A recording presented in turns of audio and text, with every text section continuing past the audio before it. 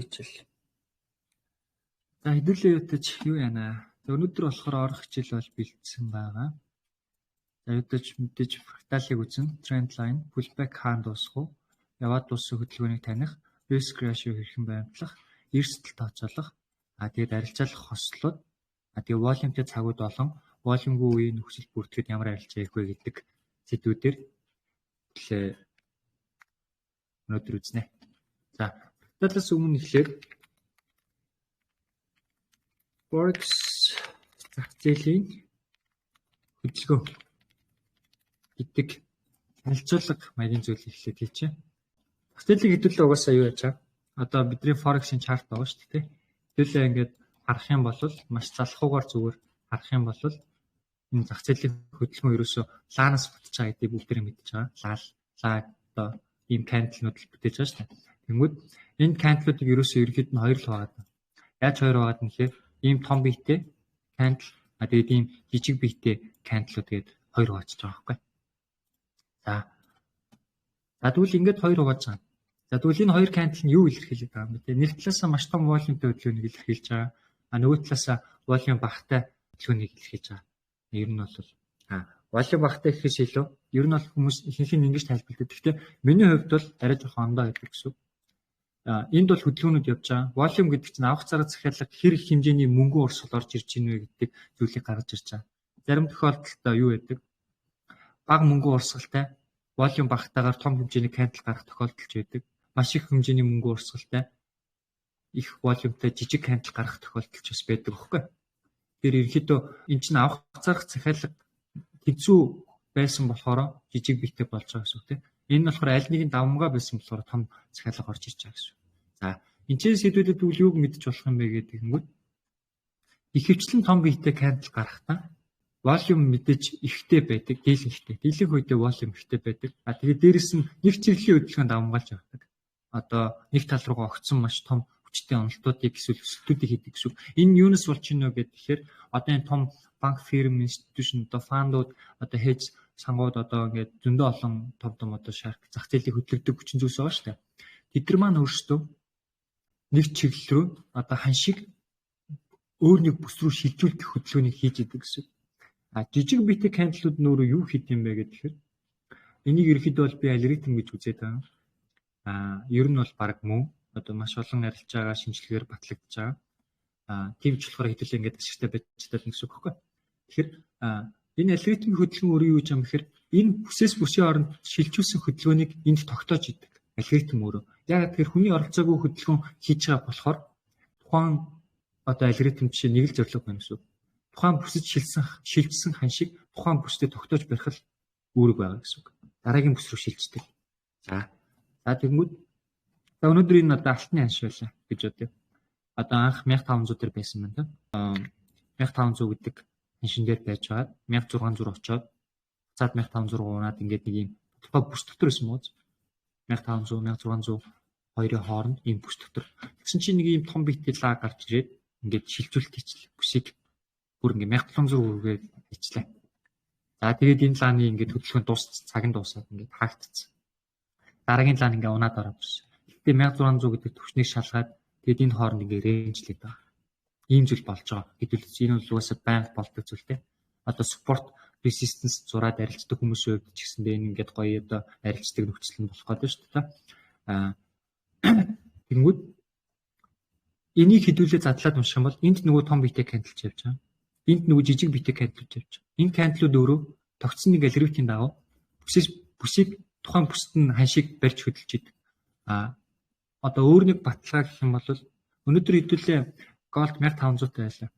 Хэдүүлээ өнөөдөр 1500 ханшиг л авна. Эсвэл 1550 ч юм уу тогтсон нэг энэ хоёрын хооронд ханшиг авах байхгүй. Ханшаар бид нар алтыг худалдаж авна. Бас зарах нь бас өөрөдөг, авах нь өөрөдөг те. Тэр гэхдээ банкнд ингээд тухайн өдөртөө баг өөрчлөгддөггүй ханш байхгүй. Тэр ханшаараа л авч байна. Нэг ханшаар л авсан. Тэгтэл Forex-ийн чартн дээр өнөөдөр юу болж байгаа гэхээр өөр минут секунд тутамд ингээд энэ чарт чинь өөрөө хэлбэлзэж хөдөлж байгаа те. Ерөөсөө ингээд зогсоож байгаа хөдлөл явж байна. Тэгэхэд бид нар өнөөдөр одоо жишээ паундыг бид нар яг энэ одоо 5 цаг 21 сарын 25-ны 5 цаг 30 минутанд хэдүүлээ яг 195,859 гэдэг ханшаар авч ийн үгүй үгүй байхгүй. хэдүүлээ эзэж ийм аншаар яг тухайн цаг үечт нь авахгүй. Тэгэхээр захиалга биелэхэд өөр хэцүү гэдэг гэсэн. Тэгэхээр ханш энд байгаа бүсээс энд байгаа бүс рүү шилжиж орж ирсэн. Тэнгүүд энэ бүсэд байх хоорондоо хэдүүлээ тогтсон нэг ханшаалаа магадгүй одоо дундчлаа 195 600 гэдэг ханшаар ч юм уу те энд байгаа ханшаар ингээд энд байгаа бүх захиалгуудыг авдаг ч юм уу. Тийм байдаг гэсэн. Энэ хооронд болохоор ханш бодит ханштай ойролцоо байхын тулд тухайн алгоритм өөрөө хөдөлж байгаа. Алгоритмын хөдөлгөөн энэ ханшийг энэ бүсэд барьж тогтоож явах хэрэгтэй болж байгаа байхгүй. Хэлгээд байгаа санаа нь болохоор том биетэй лаан дээрч ашиг хийж олж болно. Жижиг биетэй лаан дээрч ашиг хийж олж болно. Мөн том биетэй лааны тусламжтай дараагийн жижиг биетэй лаануудын хөдөлгөөнийг шинжилээд дараагийн том биетэй лааг бид нар олох боломжтой байдаг гэсэн. Тэгэхээр Forex өөрөө яг миний хувьд бол ингэж хөдөлж байгаа зах зээлээ гэж би харж байгаа. Хэдүүлэнгийнх нь энэ оролт байгаа шүү дээ. Энэ чинь бүр ингээд нэлээд том цагийн урт хугацааны шинжилгээ хийж орсон оролт байгаа тийм. За энэ дээр тэгвэл би яг яаж шинжилгээ хийсэн юм бэ? Яагаад эндээс сэл оруулсан юм бэ гэдэг зүйлийг хэлээ одоо ярилцъя. Тэгвэл жоохон ойлгомжтой болох. За ханш ингээд энэ бүсэд байсан. Энэ бүсд ингээд транслейт байж тээ. Өмнө нь яасан ингээд дээшээгээ ингэж өсч орж ирээд энэ бүс ханш ингээд энэ бүс рүү ингэж орж ирээд одоо ханш энэ бүсэд байсан ба шүү дээ. Одоо бүр түүхээс нь аваад үзэх юм бол бүр эн чинь энэ бүс доошоогоо шилжээд ийшээ орж ирсэн байна. Тэгснэ дахиад эн чинь доошоогоо шилжээд ийшээ орж ирсэн байгаа. Тэгснэ энэ доор байсан бүс чинь дээшээ шилжээд ийшээ орж ирсэн байна тийм. Их мэдчлээ ингээд ханш ингээд бүсээс бүсийн орно ингээд шилжээд яваад байгаа байхгүй. За тэнгүүд энд ханш ингээд бүс үүсгэж тогтонгуудаа доошоогоо юм шилжүүлэлтийн хөдөлгөөнийг хийсэн байгаа байхгүй. Тэгчингүүд энд байсан бүс чинь өөрөө энэ доошоо шилжнэ гэдэг зүйлээ энэ шилжүүлэгчийн тусламжтай хэлээд өгч. Энийг шилжүүлэгчид нэрлээд байгаа нь ер нь юм учиртай байгаа шүү дээ. Шилжүүлэгч бүсээс бүсийн хооронд ингээд шилжүүлж идэх хөдөлгөөн том биетэй лаа бага хугацаанд их хэмжээ тулдаг лаг хэлээд байна тийм. За тэгэнгүүтээ энэ бүс рүү шилжингүүтээ за би тэрийг хэлсэн байлбарч өндөрөөс өмнө болохоор энэ бүс рүү шилжээд орж ирэхдээ өөрөө юу болсон бэ гэхээр одоохондоо та ойлгохгүй магадгүй. Гэхдээ зүгээр энэ дээр би ерөөхдөө оролдоо тайлбарлачаа. Тэгээ дараа нь би яг илүү гоё ойлгомжтой болгоно. Энэ дээр нэлээд олон юм мэдэх шаардлагатай болох гэдэг л та. Яг тайлбарлах гэхээр. За энэ яг энд яагаад би энэ чинь сэл орсон юм бэ? Тэгэхээр энэтэй шилжүүлээд одоо жишээлбэл те энд ингээд одоо фрактал хэрвээ өмнө нь ингээд сонирхож байсан бол энд ингээд үндсэн хөдөлгөөн байгаа, pullback байгаа, шилжүүлэгч хөдөлгөөн байгаа, хэмжээсэн гүйцэлд байгаа байхгүй. Хэмжээсэн гүйцэлд гэхдээ нэг гэсэндээ энэ ханш энэ бүсэд очиж шилжээд дуусахгүй. Одоо зогсохгүй. Энэ бүс ийшээ шилжээд зогсохгүй. Дахиад бүр үргэлжлүүлээд явна гэдэг зүйлээ энэ ханш өөрөө явж байхдаа хэлсэн гэсэн. Тэнгүүд энэ өөрөө ингээд дахиад шилжүүлэгч хөдөлгөөн болоод энэ бүсийг шилжүүлээд бүр илүү энэ хүрэх боломжтой болсоо гэдгийг хэлж өгч байгаа. За тэнгүүд энэ том лааны дараа гарах жижигхэн лаанууд дээр шинжилгээ хийгээд хэдүүлээ маш гоё оролт хийсэн шүү дээ. Дэлгийнх нь оролт чинь бүр энэ орой дээрээс байгаа шүү дээ. Бүр яг энэчнээс оролт хийсэн шүү дээ. Энэчнээс оролт ирээд ингээд маш том хэдэн пипс хөдөлгөөн юм бэ. За 200 пипс энэ үрээд бол 200 пипс байна. За одоо үнцгийчил даа. Фрактал гэдэг чил. За фрактал гэд нэрлээд байгаа нь болохоор ямар нэгэн зүйл төгтгийг л хэлээд байгаа шүү дээ. Одоо зүгээр нэг жижигхэн зүйл ингэж давтагдаж явж байхдаа өөрөө ингээд том зүйлийг бүтээж байгаа. Тэгсэн чинь нөгөө тэр том зүйлийнх нь өөрөө бүтэж байгаа зүйл тогтол нь өөрөө жижигхэн зүйлийнхэн зүйл тогтол байдаг байхгүй.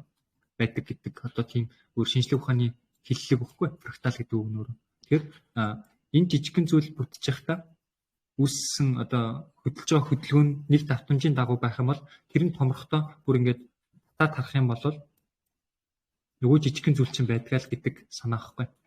Яг жижигхэн зүйл одоо нэг жижигхэн давтамж маш том давтамжийг бий болгодог тэр нь өөрөө яг адилхан гэдэг өөрийгөө л давтамжтай зүйл.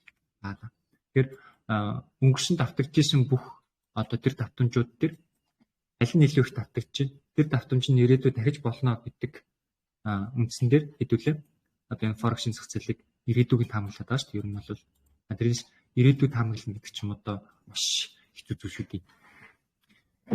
За тэгвэл фрактал өөрөө яаж хөдөлт юм бэ?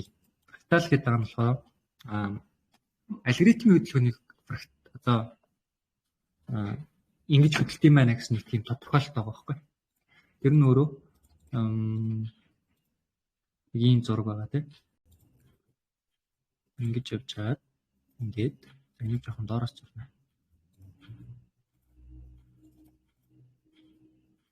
Том зурчлал ойлгомжтой болох. За одоо нэг ийм ханшийн нэг ийм хөдөлгөөн байлаа л та. Одоо нэг юу гэдэг те нэг Elliott-ийн веб шиг те нэг 5 даалгад 1 2 3 4 5 гэх нэг ийм хөдөлгөөн байгаа.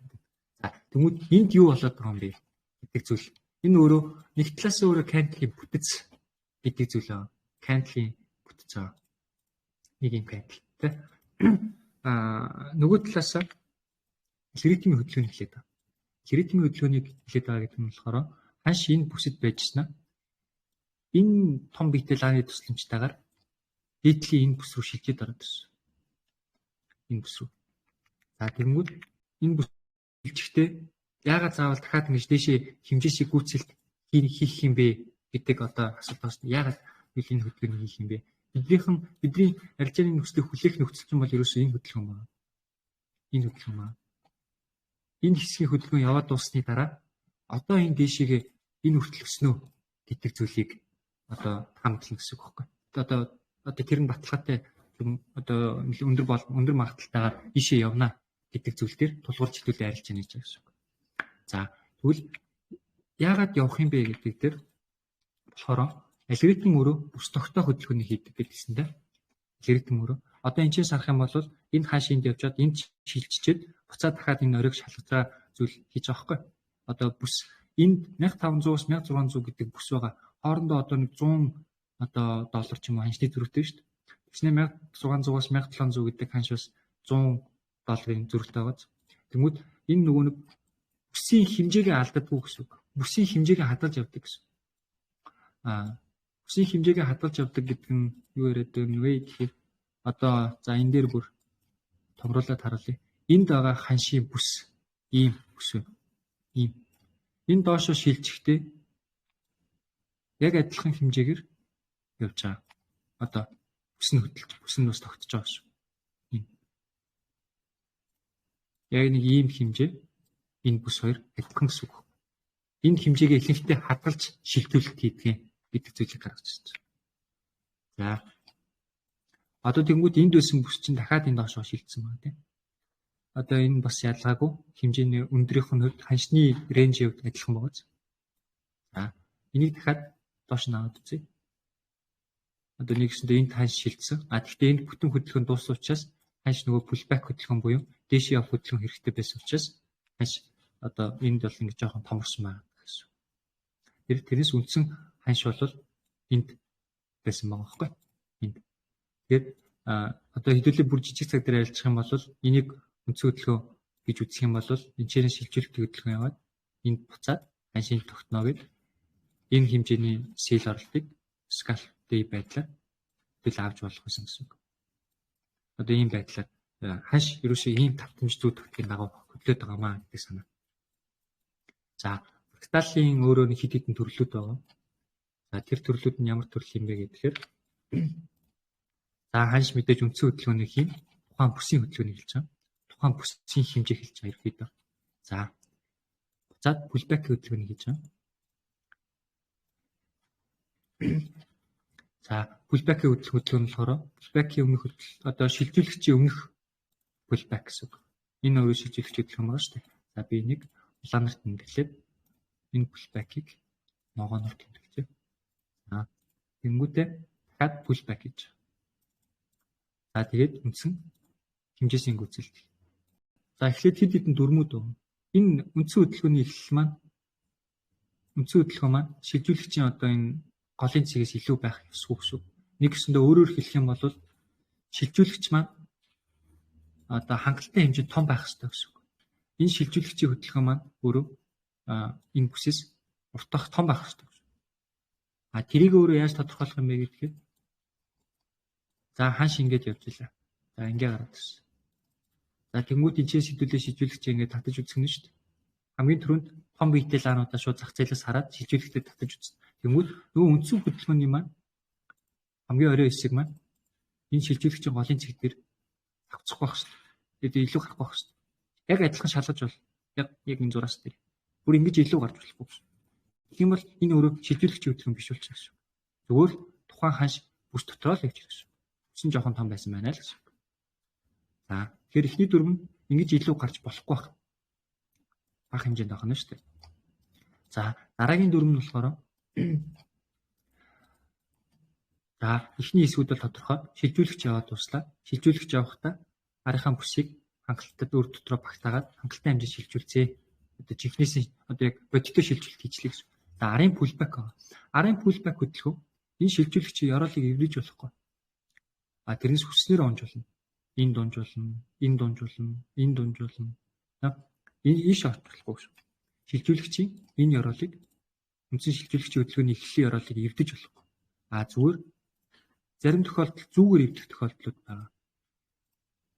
Одоо нэг зүүгээр эвдэж орж ирэх тохиолдлууд байгаа. Энийг ерөөхдөө бол fake out гэж хэлж байгаа. Одоо бусад шинжилгээгээр нөгөө нэг liquidity авах, орой яроол авах гэд ярьдаг шүү дээ. Тийм байдлаар явж байгаа гэсэн. Тиймэрхүү нөхцлүүд заримдаа энэ дэр үүсдэг гэсэн үг. Фракталын хувьд болохоор яаж явдаг вэ гэхээр тухайн цаг нь ингээд дуусаагүй байгаад гэх юм бол fake out хөдөлгөөнийг хийдэг. Одоо яг шилжүүлэгч явах бас цаг хугацаа байх нь шүү дээ. Одоо шилжүүлэгч дараагийн pullback явах цаг хугацаа байх нь шүү дээ. Тэр цаг хугацаанд багтаж, цаг хугацаанд явхаас, цаг хугацаа дуусахаас өмнө ингээд доошоо ороод ирчих юм бол тухайн цаг нь дуустлаа. Энэ хавьд явсаар хагаад энэ ёроолоо ингээд fake out хийх тохиолдол байдаг гэсэн үг. Тэгэхээр ерөнхийдөө бүр улаан цам эвдээд ингэж орж ирэхгүй л бол энэ ёроолыг бол барагтаа эвдэхгүй гэсэн үг.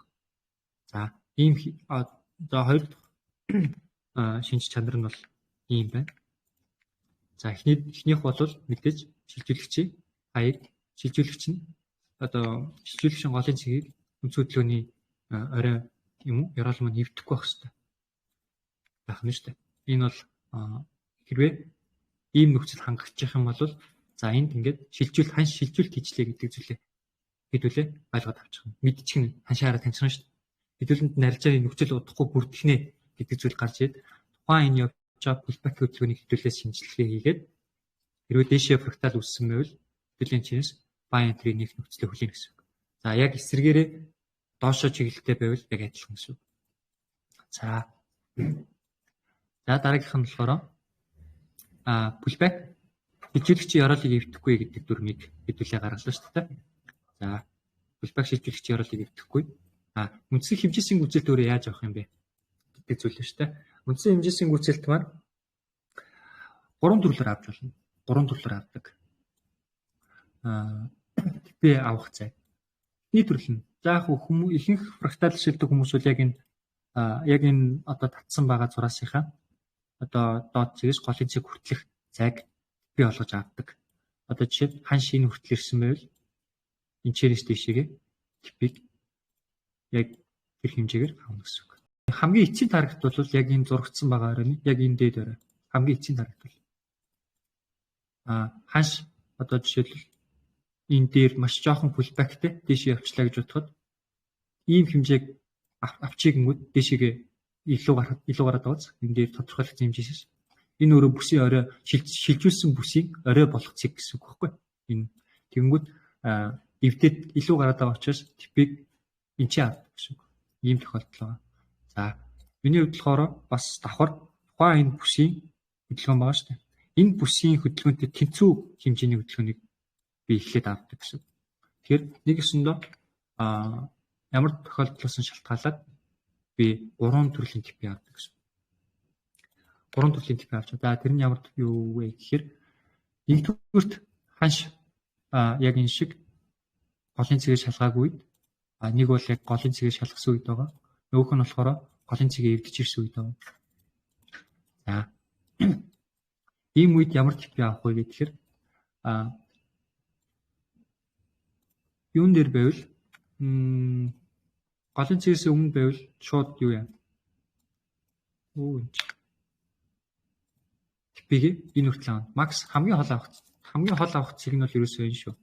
Аль ч тохиолдолд хамгийн хол авах нь аваад гарах цэг нь өөрөө энд байгаа.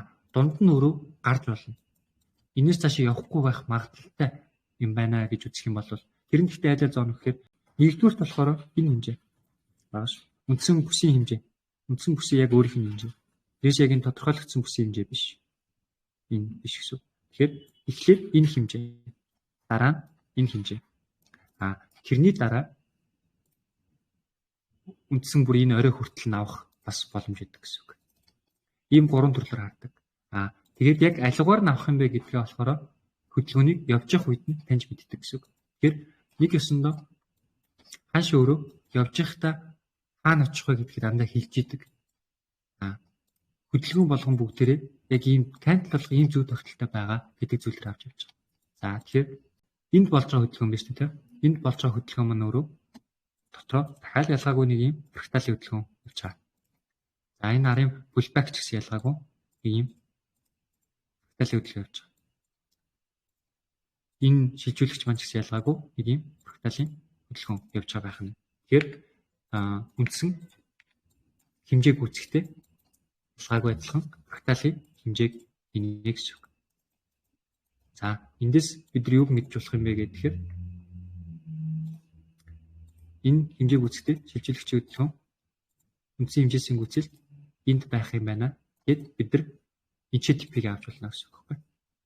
Энэчнээс орсон байдлаа гэж бодоход энд типийг авч болно гэсэн үг. Заавал за ийшээ хүрэхгүй юм байна. Энчээж хүрэхгүй юм байна. Үгүй энд л хүрэх юм байна гэд энэ типийг аваад гарч болно гэсэн үг. Тэгэхээр ерөөсөө бидний ойлгох ёстой зүйл нь маш энгийн. Нэг чиглэлийн нэг хөдөлгөөн өөрөө ийм бүтцтэй байна гэдэг зүйлийг л ойлгож байна. Ийм яг нэг Элиотийн агуулга шиг ийм бүтцтэй байна. Гэхдээ тэр нь өөрөө жоохон наривчлаад тодорхойлох юм бол ингэж хөдөлдөг юм байна. Яг хөдөлгөөн дуусах одоо ханшин өөрөө ханшин ингэж тодорхойлт юм байна гэдэг зүйлийг л мэдээд авчих хэрэгтэй. Үндсэн шилжүүлэгчийгээ зөв таних хэрэгтэй. Хөдөлгөөний эхлэлээсээ болон шилжүүлэгч хоёроо энэ төлөөр ингэж татаад ханш яг энд очих юм байна гэдгээ мэддэг болчиход хэдүүлнийх нь баг ойлгох ёстой зүйлийг баг 50% болчихно гэсэн үг. Айваа мохоо. Бага гэсэн. За одоо жишээлбэл энд ерөөхдөө нэг ийм бүс гэж үзэх юм байна. Яагаад тэгэхээр энд үндсэн нэг хөдөлгөөн яваад энд дуусаад энэ шилжүүлэлт хийгээд энэ хэмжээсийн гүйцэлт хийгээд бүс тогтоод ингээд шилжүүлээд энд хэмжээс гүйцэд за тийм. Тэгэхээр энд ингээд хөдөлгөөн дууссан мэр гэсэн өмнөх хөдөлгөөн.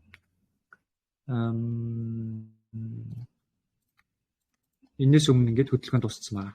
Энээс өмнөх бид нар тамаагүй энэ шинэ хөдөлгөөн эхэлж байгаа гэсэн. За би энийг дараагийн хэлэл дээр нь тайлбарлана. Хөдөлгөөн хэмжээ хаана дуусаад байгаа гэдэг. За эндээс шинэ хөдөлгөөн эхлэхдээ хэдүүлээ жоохон том цагаар харж байгаа учраас энд ингээд нэг бүс үүссэн байгаа гэж ойлгож. За бүсийг шилжүүлж байгаа.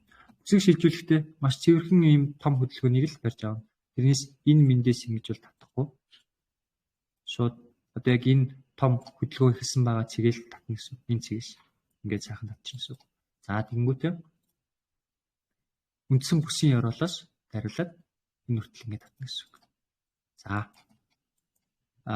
За ингээд татангууд энэ хөдөлгөөн өөрөө ийш очих боломжтой байна гэдэг зүйл. Өөрөөр хэлбэл энэ шилжүүлэгчийн арын pullback-аас хамаарат ханш өөрөө хаана очих вэ гэдэг зүйлийг одоо хэдүүлээ мэдэх боломжтой болчихлоо гэсэн. За тэгмүүд эхний хэмжээ яг энэ бүсийн өндөртэй адилхан хэмжээ гэсэн та. Бүсийн өндөртэй адилхан хэмжээг бид эхлээд авна. За pullback одоо энэ чинь ерөнхийдөө энд дуусаад харагдсан байна та. За хэдүүлээ pullback-ийн бүр хэмжээнд үзье. Хаанаас орох вэ юм бэ гэдэг зүйлээ. За энэ тусгай ярагдаж шүү дээ. Энэ хөдөлгөөн энд байгаа бүсийг ерөнхийдөө ийш нь ингээд шилжүүлэх хөдөлгөөн болж байгаа. За тэгмүүд ингээд хамруулад ингээд татангууд. За одоо энэ ханш ичээ дуусах юм биш үү? Энэ pullback хөдөлгөөн энд дуусах юм биш үү гэдэг зүйлийг бидэрт яг энэгээр хэлээд болчихж байгаа. За тэрвэд гэсэн бол хэдүүлээ сайхан хэмжээнээс энтрийг нэгээд нийлж чинь энэ бүсийг авах хэрэгтэй. Энэ хийм хэмжээг авах хэрэгтэй тийм. Ийм хэмжээ. Сая ингээд хэвчүүлээд энэ хэмжээгээ ингээд энчээ бид нар авчих одоо боломж энэ нөхцөл үүссэн байна шүү дээ. За энэ ийм арилжаанд орохын тулд хэдүүлээ яах ёстой вэ гэхээр нэг ийм нэгдүгээр тийм бүс хүлээх ёстой. Бүс үүсч байгаа хүлээгээд дараа нь шилжүүлэгч хөдөлгөөнийг хүлээх ёстой. Шилжүүлэгчийн хөдөлгөөн явсны дараа pullback-ийн хөдөлгөөнийг хүлээх ёстой. Pullback-ийн хөдөлгөөн дуусах цэгийг тодорхойлсны дараа энтрийг нэгээд үндсэн хэмжээг авах ёстой гэсэн. За хэдүүлээ ингээд дандаа нөгөө нэг гоё ёроол зүм атгаж ороод идэг штеп. Чинь ерөөхдөө ийм зүйл болоод байна гэсэн. Тэгээд энэ өөрөө том битэй кандл тийм үү? Энэ өөрөө том битэй кандл. Шилжүүлэгчийн кандл маань өөрөө юу юм бэ гэхээр үндсэн хүмүүсийн одоо энэ нөхдүүдийн хийж байгаа кандл гэхгүй. Тэгэхээр эдрийг бид нар хаа өрхийг тэдний бодол санааг уншиж чадахгүй бол мэдэхгүй гэсэн. Харин энэ жижиг битэй кандлуудыг бол бид нар мэдчих чадна. Энэ жижиг битэй кандлууд ч одоо ерөөхдөө эднэр гэсэн. За энэ кандл хаа өрхийг бид нар ингээд мэдчих чадчих байгаа байхгүй. Бүр төгс ажиллаж байгаа шүү дээ. Ерөөсөө л яг хаан шиг энд очно гэсэн. Яг энэ чинь центрийг нэхэд эсэл тавих шаардлагагүй. Яг хөө гэхдээ сигнал өгч байгаа болохоор ерөөхдөө нэг энэ ёроолын доор ч юм эсэлийг нэг хэсгийг бол тавиулна л та. Би өөрөө бол тэгэл тавихгүй бараг бол. За тэгэхээр ийм гоё арилжааг хэдүүлээ хийх боломжтой байсан. Одоо яг энэ цаг үед бол хэрвээ мэддэг байсан л та. Одоо жишээ нь ингээд 1 Hz бараг 5-тай арилж байгаа байхгүй. За эхний хэмжээгээ бид ингээд одоо авч чадчихээн та. За өнөөдрийн арилжааг бол ер нь бол тайлбарлсан.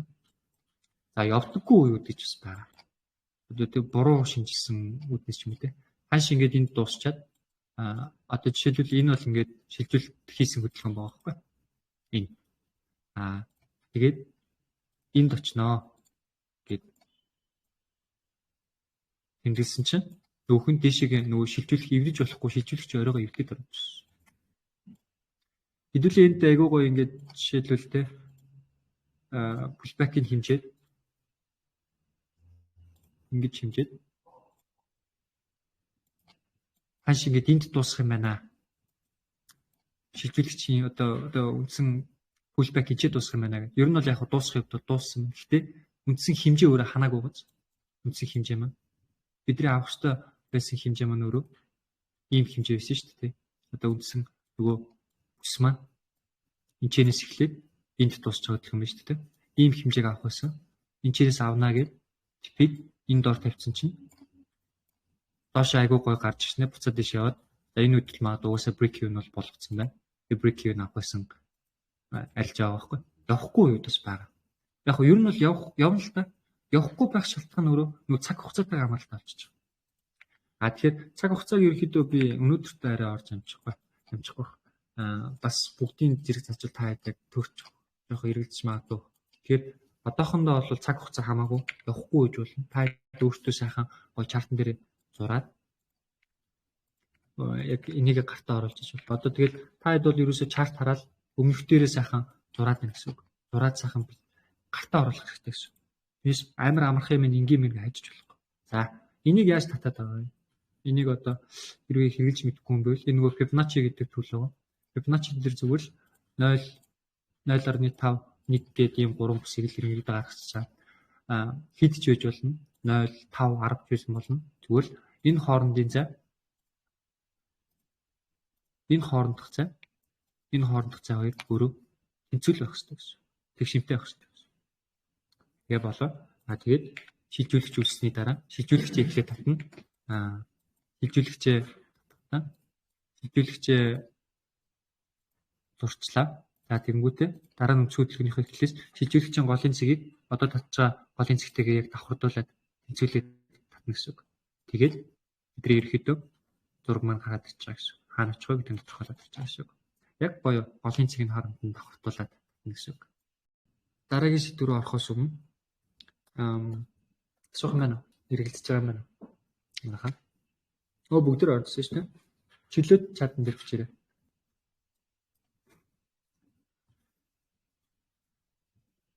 Там.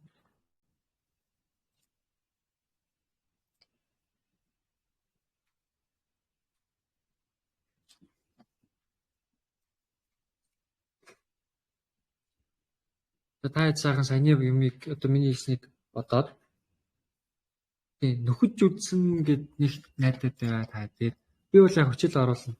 Гэтэ яг тухайн үед нь яг асуухгүй бол дараа нь энэ яах байсан юм болоо гэд нөх ишлэг үзэж явахдаа бас бодоод байдгийг шүү хүмүүс. За окей. За тэгвэл дууссан гэж үзчихвэл гайгүй гэж үзчихвэл дараагийнх руу оръё. За энэ чинээс хэдүүлээ болохоор за фракталыг ер нь үзчихлээ. За тренд лайныг дараагийнх руу оруулчих. Pullback хаана дуусах вэ гэдэг зүйл байна. Pullback хаана дуусах вэ? За энэ ерөнхийдөө нөгөө нэг бидний хамгийн гол олох хэрэгтэй, мэдэх хэрэгтэй зүйл гэсэн. Хэдүүлээ одоо жишээ нь хан шинд явж байхад доошоо унана гэдгийг одоо мэдээд нь штэ. Тэгвэл хаанаас унах юм бэ те? Хаанаас унах юм бэ гэдгийг мэдчих юм бол яг гоё ингэж гоё оройгоос нь уналтын оройгоос ч юм уу те үндсэн хөдөлгөөний оройгоос хэдүүлээ орж чадах гэдэг чинь тэр pullback хаанд дуусах юм бэ гэдэг зүйл гарч иж байгаа гэсэн үг. За pullback дээр болохоор за нэг хэд хэдэн загвар 3 загвар байгаа. 3 загвар байгаа. Эхнийх нь болохоор яг үндсэн нөгөө манай фрактал хөдөлгөөн байна. Яг л pullback өнөөрөө ийм фрактал хөдөлгөөнөөр явдаг гэсэн үг. Ингээд фрактал яг үндсийг хэмжээ дуусахад нь тэнцэнээс нь шууд ингээд зөрөөд ордог гэсэн үг. Үндсэн хэмжээг авах. За, нэг загвар. За, тэр загварын жишээ болохоор сайн хаана байлаа? Айгуу гоё байсан шүү дээ. Энэ байсан тийм. Энэ шилжүүлэгч хөдөлгөөн явсан. Pullback маань өөрөө ийм шилжүүлэгчтэй. Ийм хэмжээтэйгээд яг ингээд таарч ирсэн шүү дээ. Тэгэхээр энэ хөдөлгөөнийг хэдүүлээ яг энд явж явах хэдүүлээ мэдчихнэ шүү дээ. Хэдүүлээ бүр яг үндэ ир зөргөн байдаг бол энэ чинээс бас цагаа жишрүүлж харж чад дуусах газар нь олонгуудаа ингээд энэ хүртэл бас сэл харж болно гэсэн. Тэгээд типийг авангууд зөрөөчүүд ингээд энэ чинээсээ баа яраад үндсэн хэмжээг авч болно гэсэн үг шүү дээ. Тэг. Ийм арилжаалуудыг хийж болно гэсэн. За тэгмүүд энэ өөрөө фракталын одоо эхний загвар буюу яг үндсэн загвараар явж байгаа хөдөлгөөн байна. Үндсэн хөдөлгөөн, pullback, шилжүүлэгч хөдөлгөөн, pullback, хэмжээсийн үзүүлэлт. Яг ийм загвараар хөдөлсөн байна. Энэ pullback байна. За дараагийн загвар. За дараагийн загвар болохоор шилжүүлэгч дотроо багтаж хөдлөх хөдөлгөөн байдаг. Тэр нь ямар өвчтэй хөдөлгөөн юм бэ гэхээр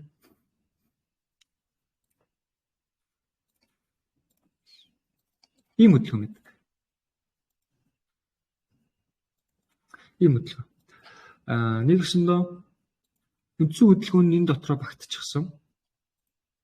Шилжүүлэгч нөөрэ дотроос багтчихсан. Хэмжээсийн гүйцэлд нь бас багтчихсан хөдөлгөөн байдаг.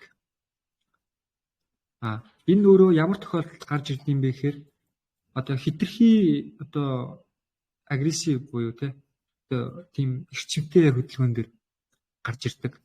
Нэг өсөндөө заас тийм жишээ олдох нь.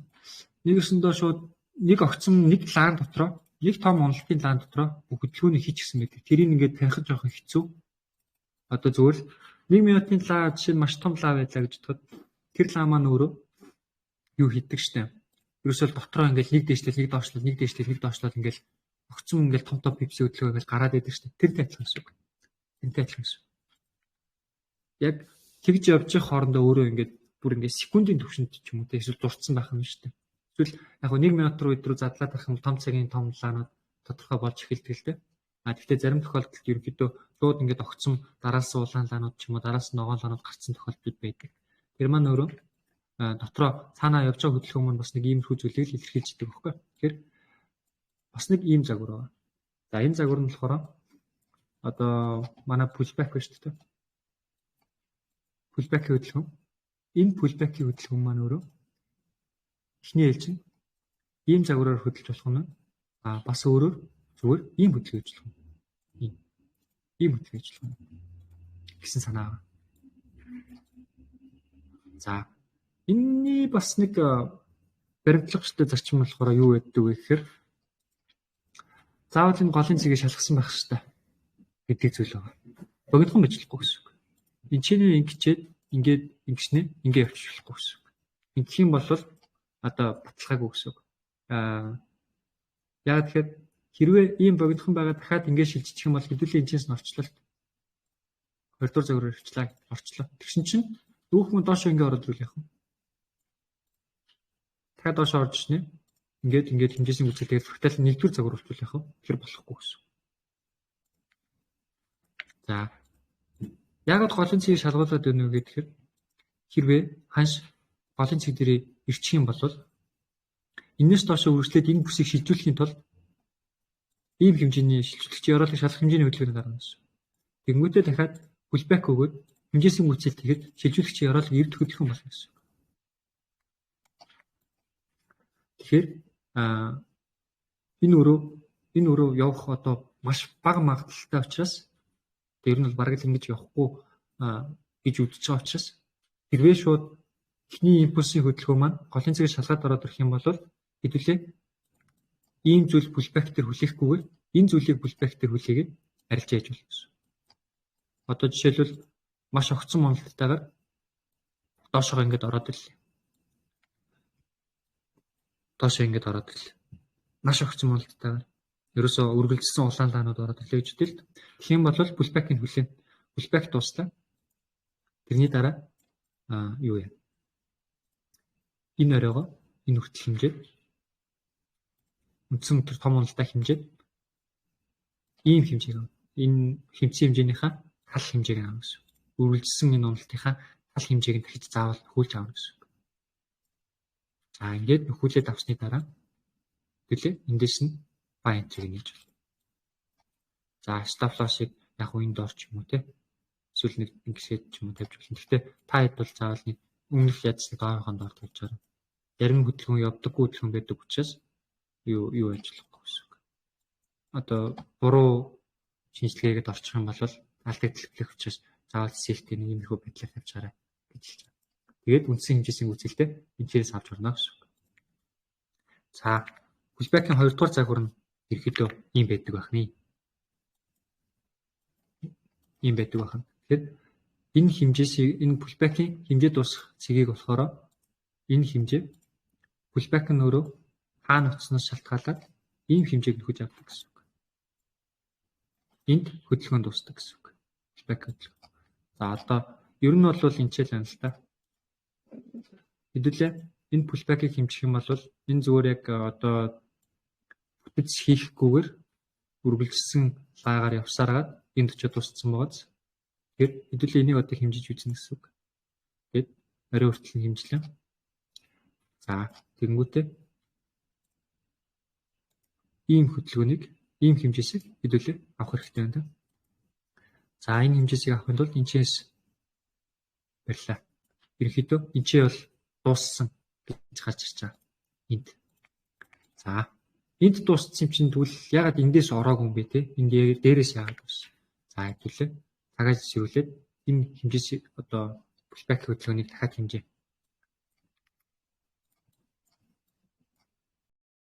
Энэ дээр болохоор фракталын одоо 3 дугаар загвараар явсан л гэсэн үг л дээ. Иймэрхүү жижигхэн ойлгомжгүй юм хэмжихэд бол жоох хэцүү байдаг. Фракталын 3 дугаар загвар болохоор ерөнхийдөө зөвхөн нэг тийм юу байдаг гэсэн 3 давалгаа байдаг гэсэн үг. Ийм 3 давалгаа байдаг. Тэгээд би 3 дахь давалгааны өрөөдөөс норж байгаа. Одоо жишээлбэл нэг паттерн хардаг хүмүүс уу шүү дээ. Тэд нар шиг ингээ 3 дахь очиж юм уу те. Тиймэрхүү талаас нь ингээд янз бүрээр ярьж болох л та. Гэхдээ хамгийн сүүлд нь болохоор энд ирэнгүүт нь би дахиад нэг хэмжээ явах юм байна гэд ерөөдөө хүлээжсэн гэсэн үг. Тэр нь болохоор цагаас хамааралтай. Цаг нараа болоогүйсэн болохоор дахиад нэг тийш явах юм байна.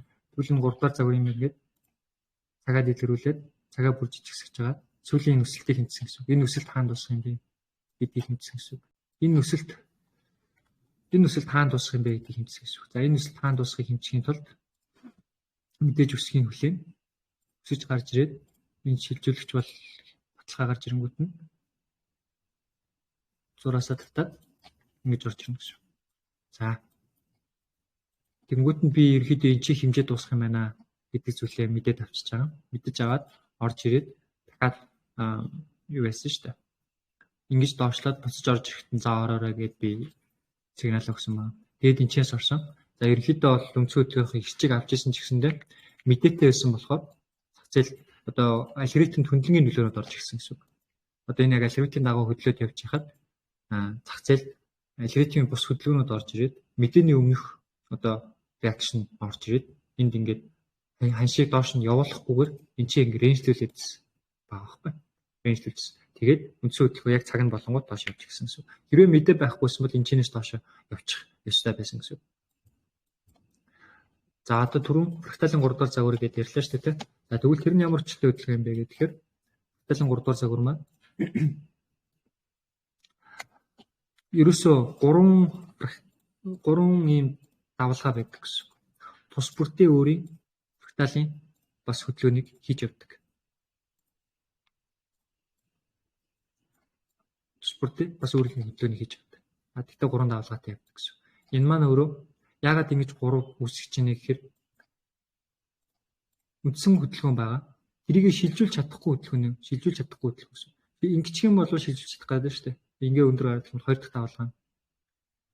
Шилжүүлж чадахгүй жижигхэн гараад ирсэн болохоор дараагийнх нь дахиад одоо гарч ирж байгаа. Энийг болохоор нөгөө ерөнхийдөө бол нэгдүгээр загвартайгаа адилхан.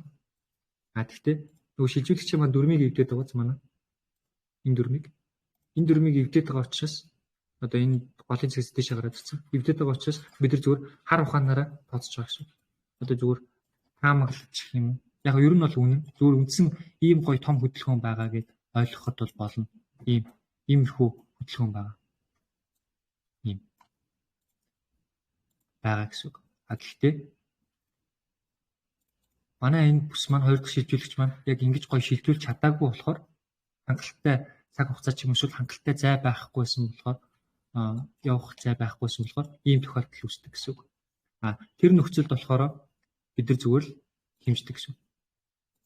Эхний үндсэн хөдөлгөөн явуулчлаа, хоёр дахь давлгаан шилжүүлэгч явуулчлаа, гурав дахь давлгаан хэмжээсэн гүйцэлд явж байгаа гэж үздэг гэсэн үг. Тэгэхээр үндсэн хөдөлгөөн явж байгаа, хэмжээсэн гүйцэлд явж байгаа, шилжүүлэгч хөдөлгөөн явж байгаа. Тэгээд хэмжээсэн гүйцэлд явж байна гэд хамгийн сүүлийн хэмжээсэн гүйцэлтийн давлгаан дээр нь яг фракталаа хэмжээд энэ хөдөлгөөн хаана дуусах юм бэ гэдгийг тодорхойлонгуудаа энэ чинээс нь pullback энд дуусах юм байна гэдгийг бид нар тодорхойлж мэддэг гэсэн үг.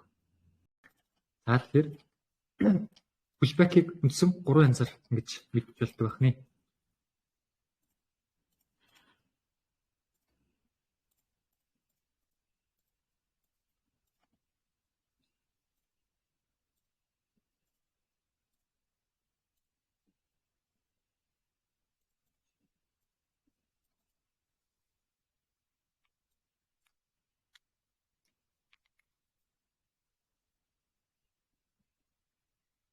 За pullback-ийн 3 загварыг ингээд талаад авчээ.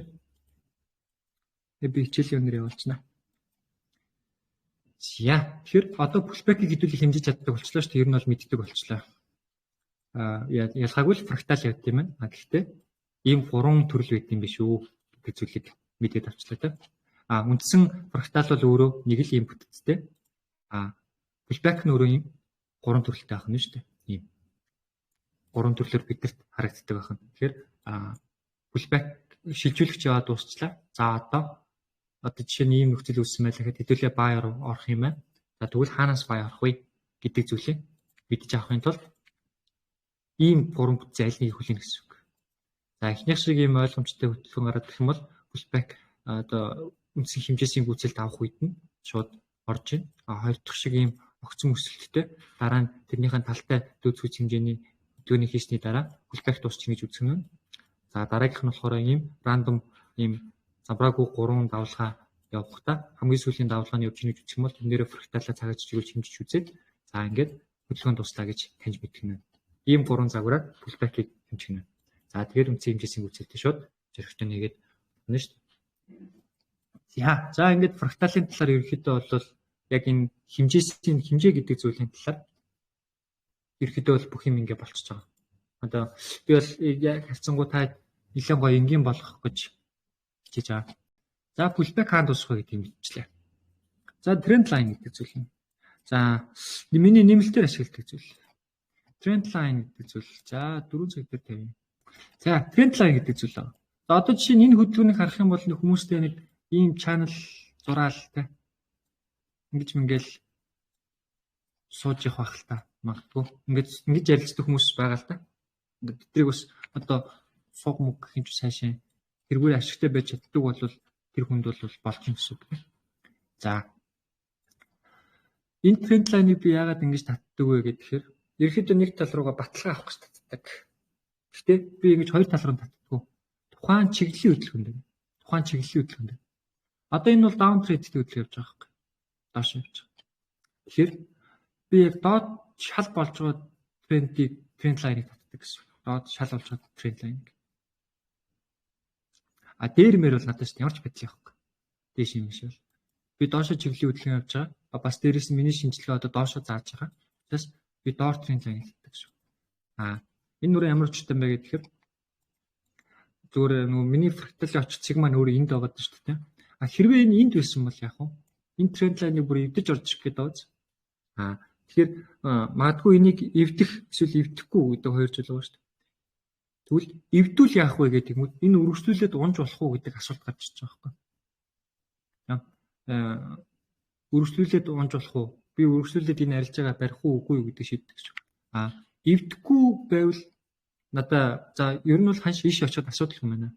Эвдэхтэр бас дахиад хэлэхэд ханш тэгвэл яг энэ чинь очихгүй ч байх бас боломжтой байна гэдэг зүйлийг бас мэддэг гэсэн. Тэгэхээр арай илүү дөхөөд ирэх үед нь жоохон боломжтой дахиад сайн шинжилгээ хийгээд одоо гарах уу барих уу гэдгийг шийддэг гэсэн. За хэдүүлээ ингээд өмнө нь одоо таад өгчсэн сигналыг анзаарах юм бол яг ихэнх нь типи зөгч байгаа. Тэгтээ заримдаа ингээд за одоо гарчгаа гэд гарч байгаа үед байгаа шүү дээ.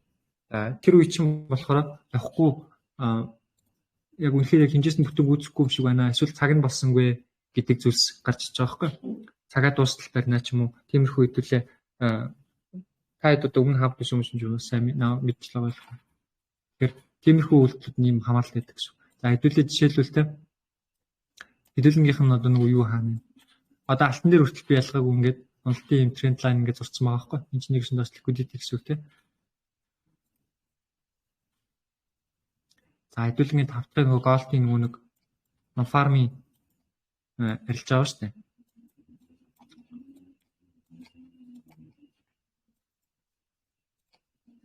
За фармынх ч одоо 21-30 энэ л байна л та. Хэдүүлээ чинь бүр нэлээ эрт орт өсөө байсан шүү дээ. Нэг юм хүү байлаа. Иймэрхүү тэгээд бас нэлээ хүлээж агаад ер нь бол бараг л юун дээр нь гарсан да. Ёроол дээр нь гарсан да. Мэдээний уналт хаана. Ингэж ороод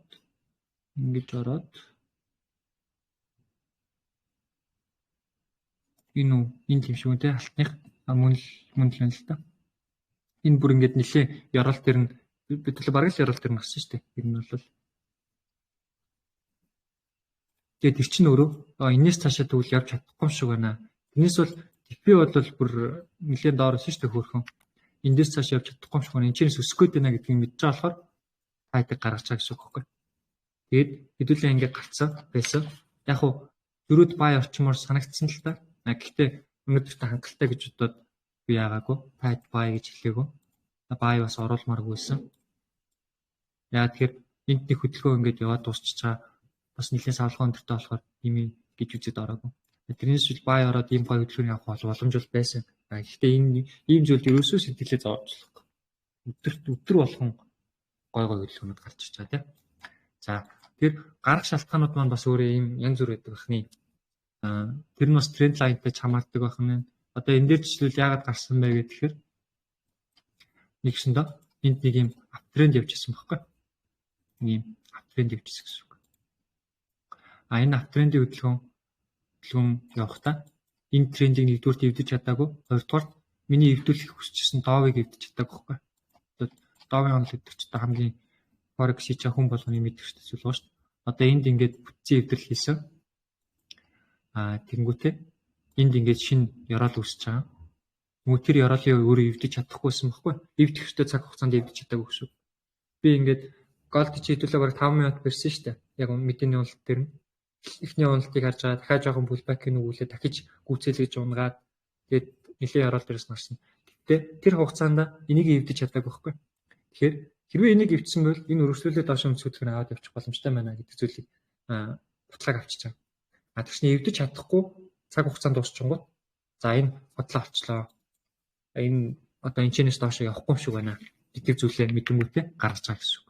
Тэгэхээр бас хизээ орох хизээ гарахаа бас мэддэг байх хэрэгтэй болно шүү. Энийг цаг хугацаа үзээд ирэхээр хэдүүлээ бүр гоё мэддэг болчихно.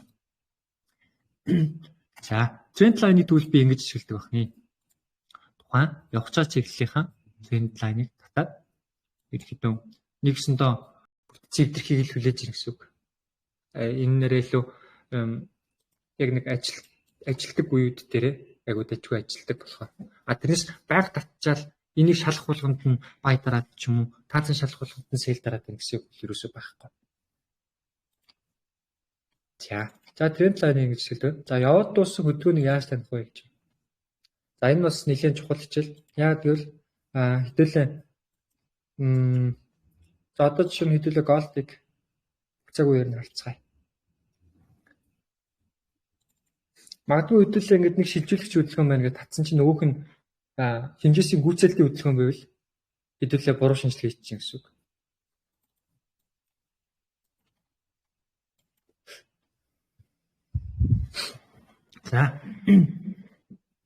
За хэдүүлээ одоо энэ том хэмжээтэй л аавчтай. Хэдүүлээ энийг шилжүүлэгч гэдэг батлаа. Тэгээ одоо үндсэн хөдөлгөөний энэ оруулалт ч юм энд ийш очно гэдэг. Тэгсэн чинь үсэн явцсан байгаа. Энэ өөрөө фракталаа буруу тенслээс үүдэж байгаа. Тэгсэн чинь яг бодит байдал дээр юу байсан бэ гэдгсэн чинь. За үндсэн авах ёстой хэмжээ маань ер нь бол нэг ийм хэмжээ байсан. Хамгийн одоо яг баталгаатай авахдаг хэмжээ нь бол ер нь бол энэ шүү. За үндсэн хөдөлгөөнөөс шилжүүлэгчийн өмнөх орой хүртэл манай бүсийн хэмжээ байгаа шүү. За бүсийн хэмжээ байгаа. За заавал шунж энэ минийг нэх би бол ихэнхдээ нэх авдаггүй. Ер нь бол ихвчлэн дандаа ингэж авдаг.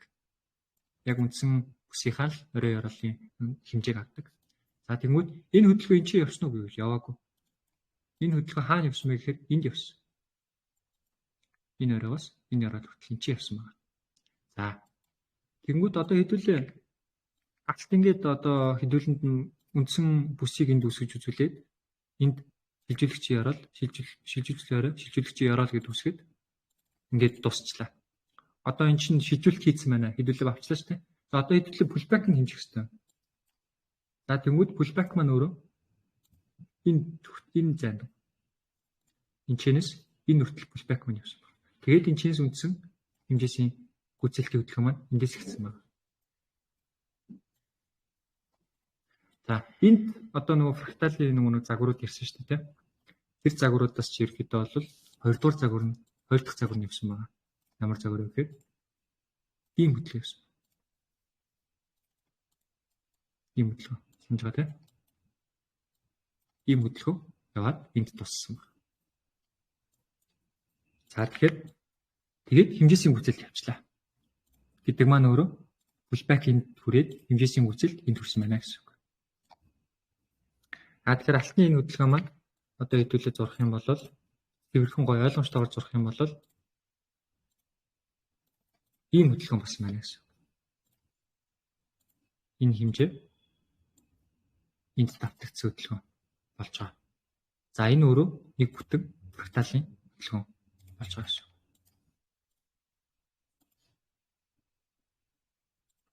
Энд хэдүүлээ хэмжээг аваад дууссан. Тэгэхээр энд хэмжээс гүйцэхдээ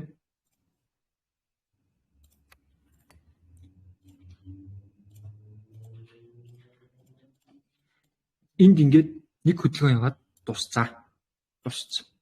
Хөдөлгөөн яваад дууссан бол одоо энэ чартнаас өмнөх хөдөлгөөн биднэрт юусэн ямар ч хамаагүй гэсэн. Эндээс өмнөх хөдөлгөөн биднэрт юусэн ямар ч хамаагүй. Хэдүүлээ одоо хөдөлгөөн яваад дууссан бол шинэ хөдөлгөөнийг л хэдүүлээ таньж мэднэ гэсэн. Энд хэдүүлээ одоо шинжилгээ хийж эхэлнэ гэсэн үг. За. Гэхдээ сүүлийн хөдөлгөөн маань өөрөө бас дуусахдаа одоо энэ үндсэн хэмжээсийн гүйцэлт маань өөрөө дуусахдаа мөн ялгаагүй адил нэг фракталын хөдөлгөөн байгаа тийм. Энэ хөдөлгөөн өөрөө бас дууссан уу гэдгийг бас мэдэх хэрэгтэй гэсэн үг. Мэдэх хэрэгтэй. За тэгэхээр яг жинхэнэ хөдөлгөөн эндээс эхэлсэн хөдөлгөөн хаана дуусах юм бэ гэдгийг хэдүүлээ одоо олъё. За тэгмүүд эндээс ерөнхийдөө шилжүүлэгчийн хөдөлгөөн эндээс эхэлхдээ энд дууссан. Тэгээ би эдрийг нэглэж та. Энд ингээд энэ хэмжээ энд очихдоо ийм шилжүүлэгч хөдөлгөөн. За бүр эхнээс нь хэлүүлээ зураг бүр ойлгомжтой хүнээс гой залхахгүй зурцгаая те. За энд бүр жижиг цаг дээр шүү. Энд байгаа бүсийг ийш нь шилжүүлсэн те. Энд байгаа бүсийг ийш нь шилжүүлсэн. За энэ чинь хэмжээнд гүйтсэн. Гэхдээ өргөжлүүлээд дахиад шилжүүлэлт үргэлжилсээр байсан. Дахиад доош явнаа. Болоогүй. Энд дахиад шилжүүлж ирсэн. Тэнгүүтээ үндсэн хэмжээ маань энд очиод тус. Энд очиж тусахдаа болоогүй. Дахиад доош явнаа гэдэг зүйлээ дахиад хэлсэн байна. Яагаад тэгэхээр хэрвээ энд очихдоо энэчний хүрээд хэрвээ буцсан байсан бол энэ хөдөлгөөнд тусцсан. Энэ цагт дуусчлаа шүү гэдгийг хэлж байгаа. Тэгэхгүй бүр эвдэж орж ирээд ингээд дуусгаж байгаа шалтгаан маань өөрөө биднэрт дахиад шилжүүлэгч болж өгч юм гэсэн. Дахиад шилжүүлэгч болж өгч гэсэн. Энэ уналтын эхлэл өөрөө энд аваад тэгээд шилжүүлэгч эндээс татагдаад тэгээд энэ бүсийн яриа буюу одоо ийм хэмжээг хэдүүл авах хэрэгтэй. Энэ хэмжээ маань өөрөө энэ чинь ерөөдөө явцсан. Тэгэнгүүт энэ чинь явцсан болохоор дахиад энэ өөрөө доошоо бүр энэ хөтөл унах шаардлага байхгүй. Энэ өөрөө дуусаагүй хөдөлгөөн энд очиж дууссан. Тэгэд энэ хөдөлгөөн дууссныг одоо үүсгэсэн бүсийг энд шилжүүлсэн болж таарч байгаа байхгүй. Тэгэхээр бидний авах хөдөлгөөн бидний үндсэн фрактал маань өөрөө ийм байсан гэсэн. Тэгээд энд ингэж нэг тийм одоо юу явсан гэсэн үг байхгүй. Ингэж явж ийсэн аа. Энд очингуудаа үндсэн хэмжээсийн гүйцэлд маань энд дууссан гэсэн үг. Одоо pullback-ийн хөдөлгөөний хэдүүлээ харах юм бол энэ pullback энд өөрөө ийм шилжүүлэгчтэй хөдөлгөөн мөөз. Тэгээд үндсэн хөдөлгөөний эхлэл маань өөрөө энд байгаа. Тэгээд миний харж исэн хамгийн эцсийн таргет буюу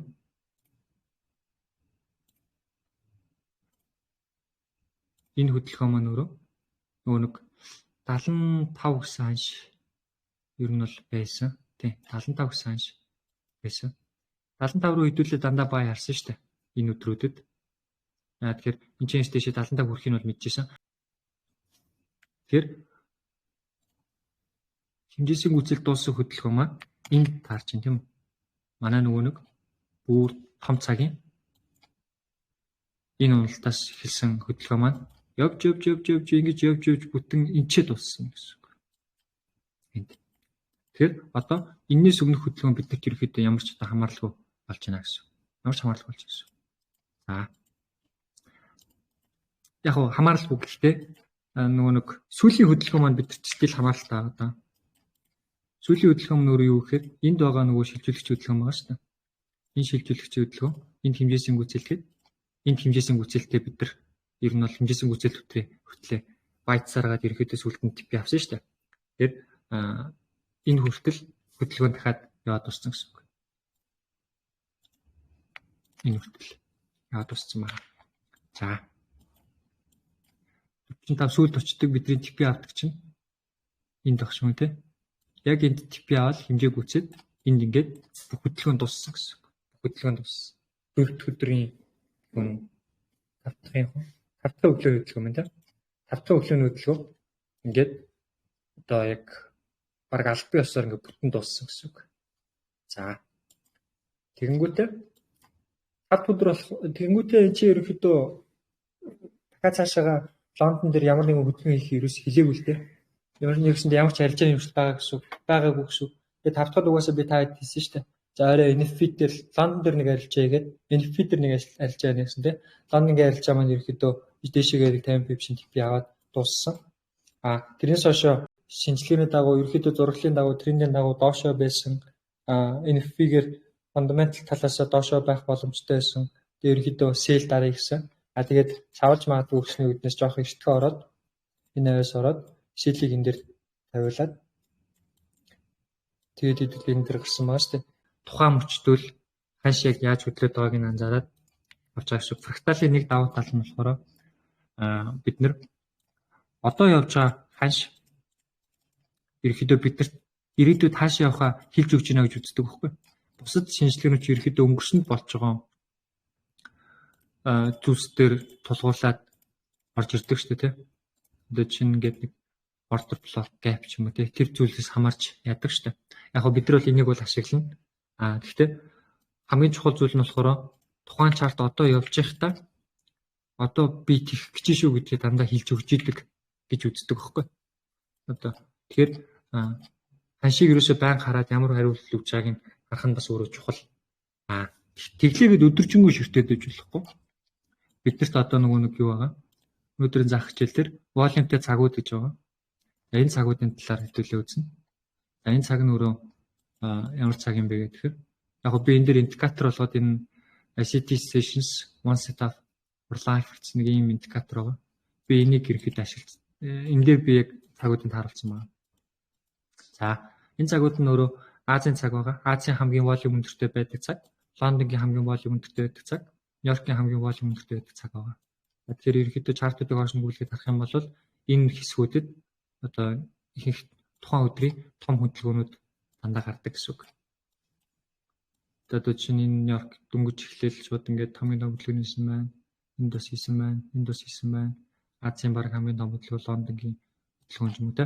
Бусад цагууд нэг арилжаа хийдэггүй гэсэн. Тухайн яг энэ цагуудыг эхлэх үед л чартаа хараад за одоо энэ хэмээн гэдэг зүйлсийг хийдэг баа. Тэгэхээр волюмтэй цагууд дээр арилжаа хийх нь бид өөртөө зовоохгүйгээр оролт нийчээд шууд типик авах боломжийг бүрдүүлж өгдөг болно шүү дээ. За гэхдээ давхар волюмгүй үеийн арилжааны нөхцөл гэж байгаа. Волюмгүй үе ч гэсэн бас арилжаа хийж болно. Тэр нь өөрөө ямар нөхцөл байх юм бэ гэхээр бүх нөхцөл бүрдсэн үед нөгөө нэг фактал маань бүрдээд ороод ирсэн. Тэгсэн чи яг нөгөө нэг pullback нь дуусаад яг buy entry нэгцэг нь болцоод байлаа. Тэгсэн чинь нөгөө нэг альч одоо энэ гурван альч цагт нь биш байгаад дундуур нь байгаа завсар юм ч юм уу те. Тэр үед бол хамаагүй. Зүгээр нөхцөл бүрдэх юм зүгээр орчих. Нөхцөл бүрд одоо цаг нь биш байсан ч гэсэндээ тухайн хөдөлгөөн бол явдгаараа явна гэсэн үг. Тэгэхээр яг хөө заавал энэ цагийг харах гэдэг шаардлагагүй. Тэгвэл энэ цагуудад давуу тал нь юу юм бэхээр өдөржингөө чарт хийчихснээс тухайн энэ цагуудад өөрт одоо харахад цаг зав тохирч байгаа цагууд дээр л хараад шинжилгээ хийчихэд болно гэсэн үг байхгүй.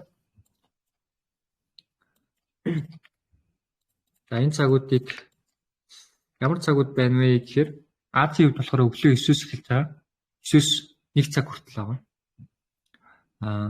Лондонгийн хувьд болохоор 2-оос 5 цаг хүртэл байгаа. Нью-Йоркийн хувьд болохоор 9-өөс 12 цаг хүртэл ийм цагууд байгаа. За яг волюмтэй цагууд гэсэн үг. За яваад дууссан хөдөлгөөнийг хэдүүлээ таньдаг болчлаа тийм. Яваад дууссан хөдөлгөөнийг хэдүүлээ таньдаг болчих юм бол аль нь шилжүүлэгч вэ? Аль нь үндсэн хөдөлгөөн бэ? Аль нь хэмжээсийн гүйцэлтэй вэ гэдгийг бид нар мэдээд эхэлнэ гэсэн үг. Тэгэхээр одоо хэдүүлээ нөгөө түрүүн жишээ авсан шиг ингээд шилжүүлээ дууссан байгаа хөдөлгөөнөөс үндсэн энэ хэмжээсийн гүйцэлтийн хөдөлгөөнийг шилжүүлэгч болгоод аваад ингээд зураадах юм бол энэ чинь шууд ингээд доош явчих шилтэй гэж. Яагаад тэгэхээр энд бүтэн хэмжээ яваад хөдөлгөөн яваад дууссан болохоор тэр энийг өөрөө танд сурах нь бас чухал байна шүү дээ.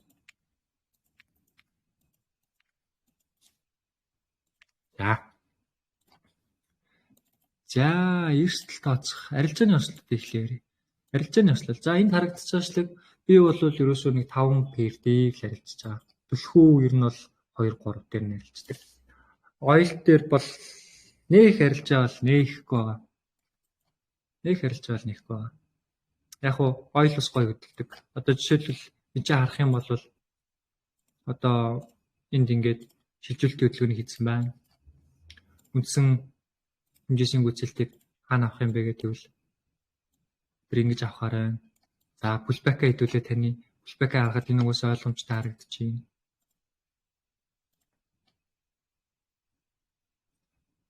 Гинт баах юм гараад ирлээ.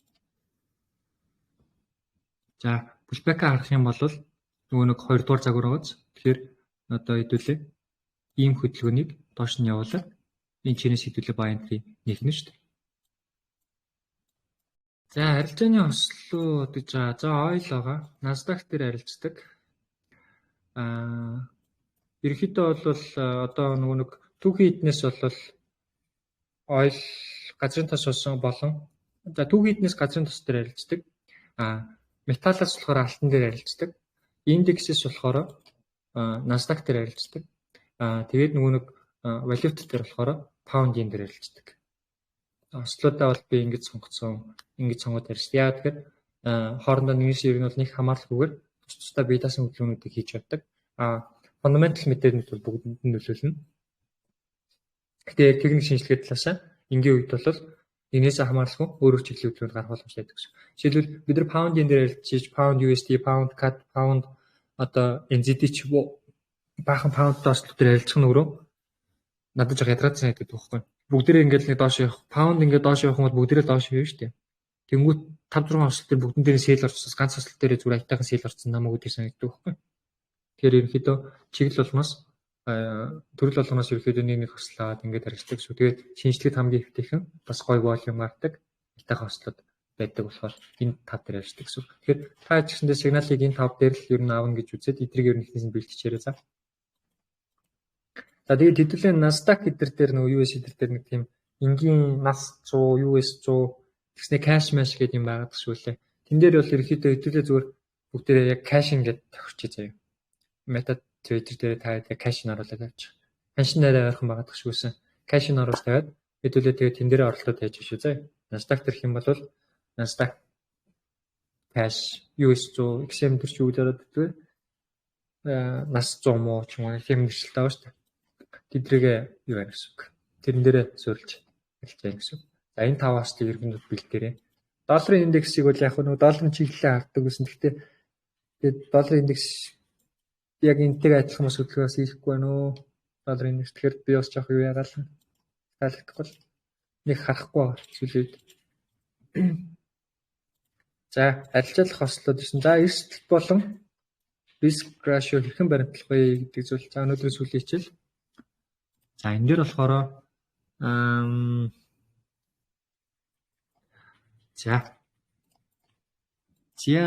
бидний ярилцаа ерөөхдөө нэг юм байгаа. Risk ratio гэдэг ижаа гарч чаа тий 375 гэж байна. За энийг нэг хэрцэх 4 болгоё. 4 гэсэн үг тий. За эрсдэл байгаа. За энэ одоо энэ зай жишээ нэг 30 пипсийн зай 20 пипсийн зай байлаа гэж бодъё.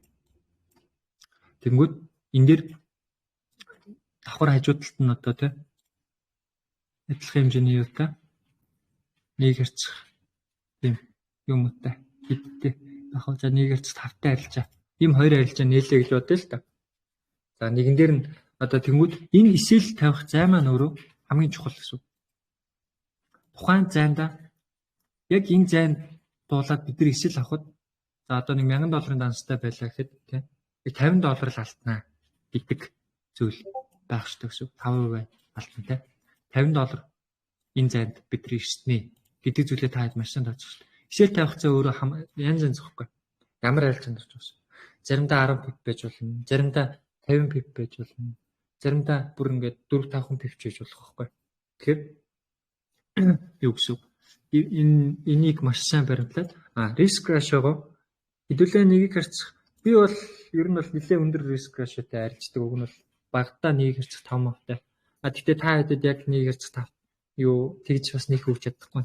Гэхдээ л нэгийг харьцах 3 4 мөрхтэй өгч байгаа. Гэхдээ нэгийг харьцах дандаа 3-аас дээш байгаа өгч байгаа юунууд сигналууд бол тэгэхээр хэдүүлээ нэг алдсан ч гэсэндээ одоо хэдүүлээ юугаар арах юм бол голд дээр нэг типи авсан байна. Голд дээр нэг типи за энэ нэгийг харьцах нэг 3 мөрхтэй арилжаа байсан байлаа гэж бодоход нэг хэсэл авахд бид нар стил ашигтай байж чадж байгаа шүү дээ. Тэр нь өөрөө энэ зайг ингээд 3 хөвчлөлтийн хэмжээний типийг бид эхлээ голдер авсан байлаа гэж үтэй. Тэнгүүд дараагийн Nasdaq-ийн эсэл төр болохоор яах ёстой мэ гэхээр зүгээр энд авсан нэг зайныхаа алдагдлыг л бид нар өгч явах ёстой. Одоо чинь $20 эрсдээд $60 олцсон байлаа гэж бодоход Nasdaq дээр нэг эсэл авахдаа $20 л алдах ч юм уу те тэгж явах ёстой гэсэн. Энэ зай хичнээн том байж болно, хичнээн жижигхэн байж болно. Гэхдээ тэр зай хамаарахгүйгээр энэ эсэл тавих өөрөө зай нөрөө нэг л үнийн үнэтэй байх ёстой. Тухайн данстай чинь тодорхой хууль байх ёстой гэсэн. Тэрийгээ бол гэтээ та хэд бол харьцангуй гайгүй тэрийг маш сайн баримталж яаж байгаа хэ. Өндөр эрсдэл гаргаваа гэж байна. Эсвэл хэтэрхий бага эрсдэл гаргаваа гэж байна. Одоо жишээлбэл та хэдэн бараг $100 молроор явж байгаа хүмүүс байгаа л байлгүй. Тэгэх юм бол $100 дээр нэг 5% эрсдэн гэдэг $5 эрсдэд арилжаад байх бас жоох хэцүүх. 5%-ийг нэг $15 болгоод 7 хоног явбал нэг 7 хоногийн дараа нэг $150 болох ч юм уу те. Эсвэл алдаад буцаагаад $70-80 болох ч юм уу те. Чинь өөрөө бас жоох хэцүү. Тэгэхээр $100 молрын данстай бол нэг арилжаан дээр бараг нэг $10, $20 мол ирсчихэд бол зүгээр. $100-тай бол 5 хуваагаал 5 удаа арилж ийн гэдээ үзчих бараг болчих واخгүй. Нэг хэрцэх 5-тай арилжаа нэг нь авах тал чинь нэг арилжаагаар $100 ашиглаж юм эсвэл тийм үү. Тэгэхээр эсвэл 500-аас дээшээ данстай $1000, 1000-аас дээшээ данстай бол арай жоохон бага хуваар штэ. Бага данстай бол өөртөө нэг хитэн боломж өгөөд тэргүүрээ зүгээр яг бүгдийг түлхэл үзнэ гэсэн үг байхгүй. $100 данстай бол ерөөсө $20 бараг иштэл 5 удаа арилж явах болно шүү. Хэдүүлээ сайхан туцаанд байгаа дансаагаа өсөрдөг болоод Монгол хичээлээ шааж байгаа юм шүү. Риск рашиог ерөөхдөө баримтлахдаа заавал ер нь бол багтаа 1/3 байвал зүгээр. Хамгийн багтаа. Энд дээр бас анхаараарай. Тэгэх юм бол ядаж нэг типээ авчих юм бол хэдүүлээ цаана дахиад 3 эсэл авсан ч данс яг анхны баланс дээр авчих хэмжээнд байна гэсэн үг шүү дээ. За инженеэр бодоход бол тэгэхээр эрсдлийг бол яг дансныхаа хуваар тооцоод риск рашиогоо багтаа 1/3-тай. Тэгээд гоё үедээ паундын дээр чийдүүлээ бүр 1/14-тэй арилж явах нь бол нээсэн шүү дээ. Өдөр болгон боломжууд байдаг байхгүй. Бүр өдөр болгон ингээл хөлтэй хэмжээний ашиг авах хөдөлгөөнөөр гарч идэг. Тэр болгоныг л бариад ерөөс яарах шаардлага байхгүй. Одоо жишээ нь ингээл энэ хөдөлгөөний ярих юм бол тавтгай хөдөлгөөний рейнж нь хэд вэ те 200 pips байна. 4 дахь хөдөлгөөнийх нь хэр байна? 240 pips байна. 3 дахь хөдөлгөөн нь хэр байна? 230 pips байна. 1 дахь хөдөлгөөн хэр байна? 1 дахь хөдөлгөөн чинь дуусчих шүү те 130 pips байна гэл өдөр болгон ингээд хөдөлгөөнд байгаа хөөх. Гэтэл авах бүрэн боломжтой гэсэн. Тэгэхээр ерөөсөө шунах, яарах сэтэл бол байхгүй. Би бол бодоод байгаа шүү дээ. Ер нь бол нэг 7 хоног арилж ийж 3-7 хоног амарч байгаа. Дахиад 7 хоног арилж ийж гэх юм уу бодоод байгаа шүү дээ. Амарч байгаа арилж хийх амар гоё. За өнөөдөр хичээл нэг юмрхүү дуусч байна да. За дараагийн хичээлүүд ер нь л орж ирнэ. За шинэ хөдөлгөөний эхлэл гэдэг нь ерөнхийдөө юу болчих байгаа юм л да. Яваад дууссан хөдөлгөөнийг таних гэдэг нь өөрөө энийг таних юм шинэ хөдөлгөөн ханаас эхэлж байгаа юм бэ гэдэг мэддэг болчихж байгаа. Хэдүүлээ өнөөдөр тэгэхээр нэлээд олон хичээл үзчихлээ. За дараагаас нь болохоор кантлийн бүтэц, уялдаа, цагийн хамаарал, типи авах цай. За типи авах цайг бол одоо та хэд бараг фракталс тодорхой бараг мэддэг болчихж байгаа. Тэгэхээр энийг бол хасчихъя. За эсэл зүүх аргачлал байгаа. За энийг бол мэдээж хэлж өгнө. За лааны хэмжээ гэдэг зүйлийг хэлж өгнө. За тэгээд нэмэлтээр давхар авч болох одоо бусад арга барилуулах хэрэгтэй зүйлсийг одоо авах зүйл байгаа. За энийг бол ячаар энэ өөр миний өөрөө бичсэн. Би энийг өөрөө нэг судлах гэж байгаа. Энэ footprint-ийг. Энийг авчид арай илүү наривчлалтай ордог болох юм болов уу гэж. Тэгтээ яг энэ цэлхуураад байгаа. Одоо байгаа арга барил болоод байгаа юм. Заавал өөрчлөх хэрэг байна уу гэдэг ч юм уу те. ICT-гээс би liquidity болон point of interest буюу энэ дотроо order block fair value gap гэдэг зүйл байгаа. Ерөнхийдөө иймэрхүү хоёр зүйлийг авдаг. За тэгээд давхар энэ одоо маань одоо атсны оролт гэдэг юм. Энэ оролтын талаар бас тайлбарлана. За тэгээд ерөнхийдөө бол ерөөсөө л ингээд энэ хитэн зүйлийг үзчихэж байгаа. Сэдв бол цөөхөн. Гэхдээ энэ бол нэлээ энд байгаа оролтууд бол баг тус бүрдэн заах хаад байгаа. Нэг сэдвэл нэг өдөр заах байхаар. Тэгэхээр нэлээ хүн сэдвүүд байгаа. За юу яадаг вэ? Хэдүүлээ зүгээр энэ хоёр нь хөнгөн сэдв юм чинь. Энийг өнөөдөртөө орчих за. Хичээл тавигдах юм чинь. Заавал нэг тусдан байлгах гэдэг шаардлага байхгүй. За одоо хэдүүлээ алтан дээр басан, паунд дээр ярьсан, ойл дээр ирсэн чи Nasdaq дээр ирээ.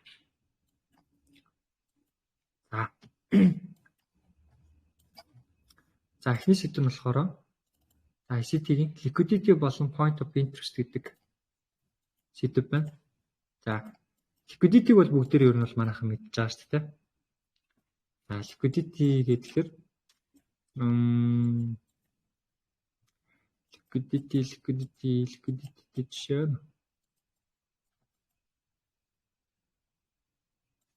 За liquidity бол за энд нэг харагдаж байна.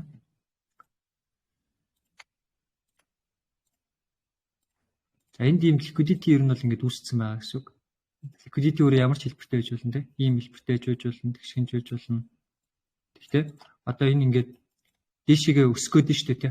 Өсгөөд энэ мэдчихэе. Тэгтээ хаанаас өсөх юм бэ те. Хэрвээ энэ чинээс өсөх нь гээд ингээд орцсон байсан бол энд ингээд эсэл юм уу break even авах болох гэдэг юм шүү дээ. Тэгэхээр хаан шинчээрээс өсөж чинь энэ одоо өсчихөж байгаа юм бахтай гэдэг ингээд бодохын оронд энэ дахиад доошоо явах боломж байна уу гэдгийг харах хэрэгтэй гэсэн. Нэгдүгээр энэ өөрөө шилжүүлэлтийн хөдөлгөөн хэмжээсийн гүйцэлтийн хөдөлгөөн энд байгаа. Тэнгүүд давхар урталтаа бас liquidity байгааз. Тэгэхээр энэ дахиад доошоо явах юм байна гэдэг зүйлийг хэлж байгаа. Тэгээд дээрэс нь хэмжээ ханалтын цэгүүд байгаа шүү дээ. Бидний ихний авахт би энд байгаа тийм үү? Энд чинээс за энэ хүртэл харчлаа. Энд чинь ханчлаа шүү дээ. Энд чинээс баа явах уу? Үгүй. Яагаад тэгэхээр liquidity энэ доор байгаад байгаа хөөхгүй. Энэ доор liquidity байгаад байгаа. Энэ liquidity-г авах боломжтой гэсэн. Тэгэхээр дахиад үргэлжлээд энэ хэмжээг авч болно гэсэн. Энэ хэмжээг. Энэ хэмжээг авахдаа дахиад liquidity авч ийн үгүй юм те. Энд дуусчих шүү дээ. Тэнгүүд үргэлжлээд бидний эцсийн очих таргет нь хаана нэлээ гэдэг юм. Нөгөө нэг үндсэн тодорхойлох хэмжээний эцсийн орой байна гэсэн үг. Энд очих гэсэн. Энд очих юм байна. Энд очих юм бол liquidity авах юм байна гэдэг зүйлийг хэдүүлээ ингэ шинжилж байна. Тэгэхээр ханш энэ өрх магадaltaй гэсэн. Энэ хэмжээг аваад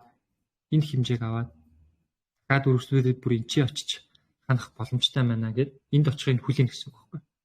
Очингууд нь бас шууд очих юм бол бас үгүй. Одоо энэ явж байгаа хөдөлгөөнөө дахиад хэдүүлээ шинжилж үзнэ гэсэн үг байхгүй. Цагаа жижигрүүлж байгаа. Тэгээд дээрэс нь Nasdaq-ийн хувьд бол цагаа харах хэрэгтэй. Nasdaq-ийн хувьд бол Нью-Йоркийн өөрийнх нь бирж байгаа. 10-аас эхэлдэг. 10:30-аас ер нь бол нэрээр ярил 10:30-аас эхэлдэг. Тэр хугацаанд л хөдөлдөг. Яг уу Нью-Йоркийн волюм бас орж ирдэг. Нью-Йоркийн волюмаас эхлээд арилжиж болно. Нью-Йорк дээр идэвхтэй хөдөлгөөн гарахгүй бол 10:30-аас үндсэн Nasdaq-ийн өөрийнх нь бирж нэгддэг. Тэгэхээр тэн дээр нь арилжих хэрэгтэй гэсэн. За энд очингууд 430 минут өдрийн хаалт болчихлоо. Тэр энэ чинь сэдвүүлээ шууд нээлтгээд хонолох нь өөрөө сэтгэл зүйн өвчлөлийн ядраад байхгүй. Тэр энэ чинь шоолохгүй гэсэн. Шууд тийшээ яг тухайн дараагийнх нь Нью-Йоркийн цаг эхлэхээр орж болно гэсэн. За муу ялгаагүй. Эцэж гисэн дээ. Энэ өөрөө бас liquidity байхгүй. Ер нь бол энэ өөрөө бас liquidity. За энийг бол би зөвхөн юм хэлж явахад зурсан шүү. Бис ийм нөхцөл тренд лайн юус татаад ижлэхгүй. Тэр шарж өөрийгөө зоох шаардлага байхгүй. Энэ өөрөө liquidity үүссэн. Энэ нөрөлийг авчиад чиж байгаа. За энд бол liquidity-г зуршууд өсгөж явсан байна.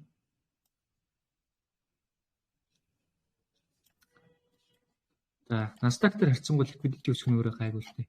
Ер нь индексүүд дээр liquidity гэж нэг хүсгэн гайгүй.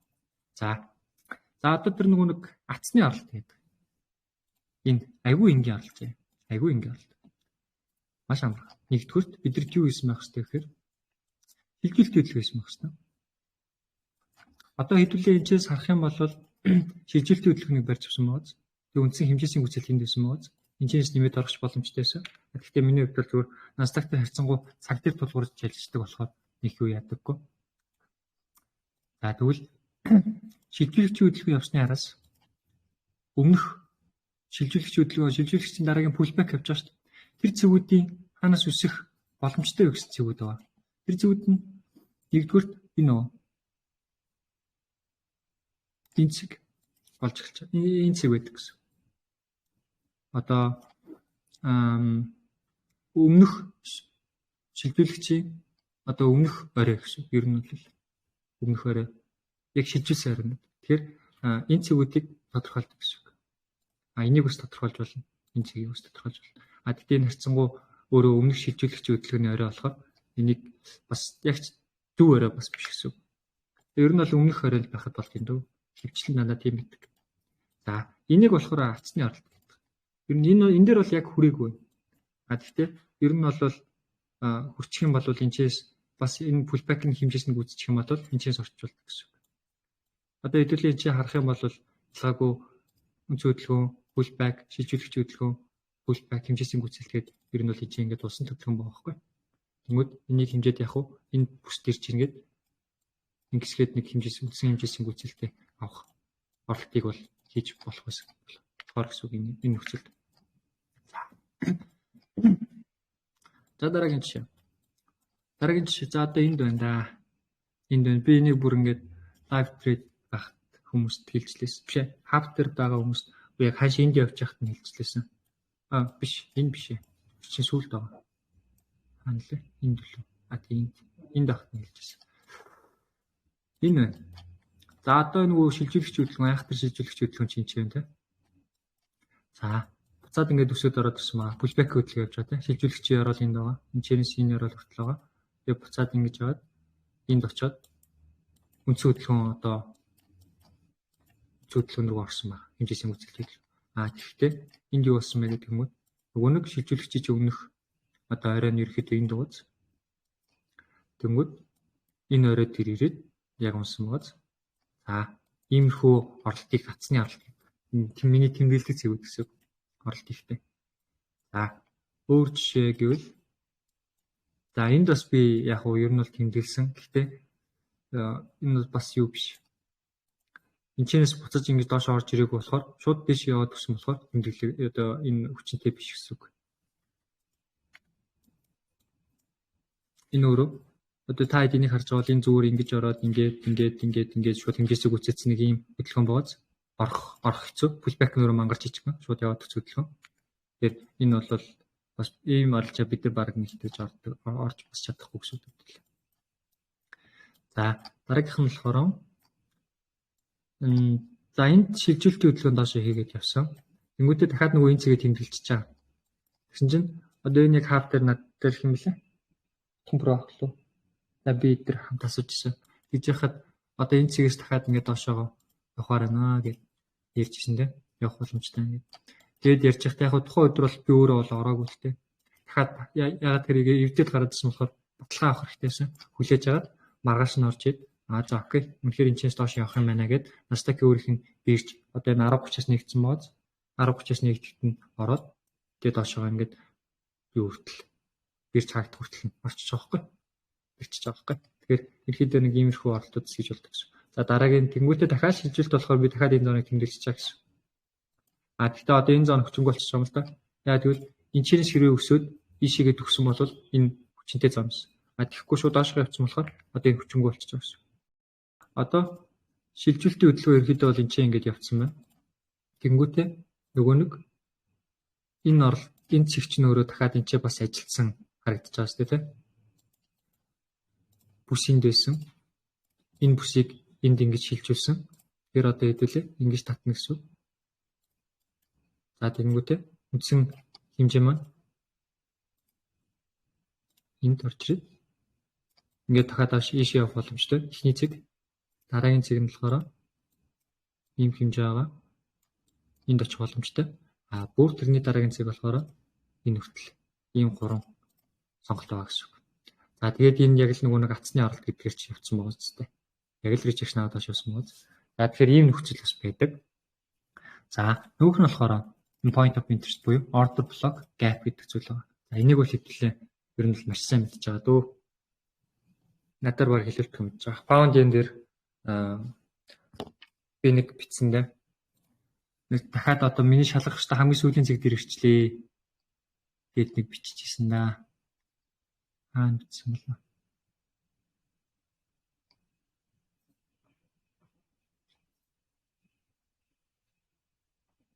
Бичлээ бац. Хилүүч чадна нөлөө. Та санаж байгаа бол миний шалгагчтай хамгийн сүүлийн цэг дээр ирчлээ гэд бичсэн байна. Дахиад дэжлээ төсөөд ороод ирэхтэн. Тэгээд тэрнээс доошоо шууд унсан шүү дээ. За тэр нь өөрөө юу байсан бэ гэхээр зөвхөн 5 минутын order block зон байхгүй. Энд order block зон орж ичээ. Яг 50 төвчний шалгаад доош унсан байгаа шүү дээ. Тэгээд энэ чинь өөрөө хариулт үзээд орж иж байна гэдэг чинь өөрөө энэ хүчтэй order block ажиллаж байна л гэсэн үг байхгүй. За нөгөө талаасаа gap гэж яриад байгаа тийм. Энэ атсны оролтыг хийж яхад уртлын өөрөө зүйл нь өөрөө gap байх шүү дээ. Одоо яг урталт байгаа шилжүүлэгч хөдөлгөөний лан өөрөө gap байх шүү дээ. Яг gap байвал маш сайн. Яг ёстой ч яах вэ? Ер нь бол gap байв шээ. Гэтэ ихэвчлэн шилжүүлэгч хөдөлгөөн өөрөө юм gapтай том хөдөлгөөнүүд байдаг л да. Тэгэхээр gap байж чадчих юм. За. За нэг тиймэрхүү л байна да. За ингээд өнөөдөр бас нэлээд олон юм үзчихлээ шүү. За хичээл маань таалагдсан гэдэгт итгэлтэй байна. За бусад хичээлүүдийг та үзхийг хүсч ивэл энэ доор байрлах Telegram групп нэгтээрээ за тэгээд төлбөрийн тухайд бид нар сар болгон авдаг төлбөрөө болоод нэг л удаа төлбөр төлөх шаардлагыг бий болгож байгаа. За тэгэхээр төлбөрийн тухайд бол бусад лайв сигнал сургалтуудаас бол харьцангуй маш хямд. За төлбөрийн тухайд бол эхний 100 гишүүдтэл $100 байх болно шүү. Мөн 100-аас хойшоогоо төлбөр нь ерөөхдөө $200 болж байгаа. Тэгэхээр та бүхэн амжиж бүртгүүлээрэй. Мөн дээрээс нь маш их мэдлэг болон 3 сар цугласан маш их зүйлс байгаа. Мэдээлэл байгаа. За тэр бүх зүйлс маань ирээдүйд улам л харивчаад явах болно. За тэгээд community-аараа бид нар бас ивент зохион байгуулахаар бас төлөвлөж байгаа. Илүү community-тэйгээ тулж ажиллах зүйлсийг хийж байгаа шүү. За мөн дээрээс нь брокерийн судалгаа хийж байгаа манай баг. За тэгээд түүн дээр хамгийн дажгүй байж болох хэрэглэгчтэй хэлтэй таталтын хувьд бидний мөнгийг хадгалах найдвартай итгэмжлэгдсэн газрууд мөн дээрээс нь шимтгэл commission spread маш бага байж болох брокеруудыг бүгдийг харьцуулаад хамгийн дажгүй гэж үзснээр бид нар бас санал болгох гээд зорж ажиллаж байгаа. За мөн дээрээс нь тогтмол шинжилгээ маркет reviews хийгдээд явдаг. Бүгд хадгалагдаад явдаг болохоор та бүхэн community-д нэг дээрээ гэж урьж байна. Бүгдээрэнд нь амжилт хүсье.